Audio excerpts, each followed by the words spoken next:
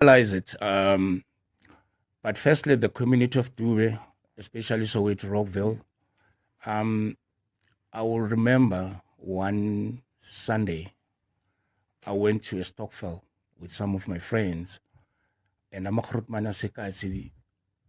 was probably hardly an hour lang hlezi ngisabulisa. Then they came, they switched off the music, and they ordered me to come out of the tent.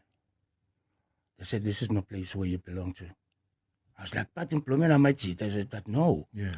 They pointed at girls. They said, "Those are my cheat." I said, "But no, boy, let's go. Yeah. This is not where you belong." Now, the question is, here's someone reprimanding you. The ball is in your court. Do you want to listen, or you want to stay and be with those friends who are inside the tent with alcohol, with women, without any vision?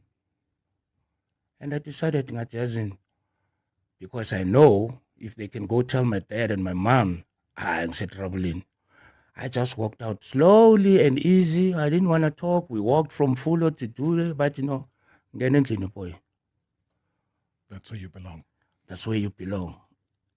That's when everything started.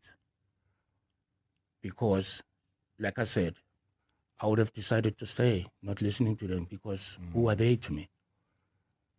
But it's people that saw me playing in the dusty streets of Soweto, Dube, Mfulo, Zondi, Rockville, Meadowlands.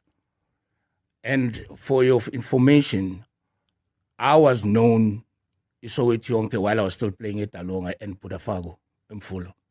Because they saw your potential. Yeah, they saw potential. Because at Alonga, kunalanke ngadrula yonke backline, including no goalkeeper.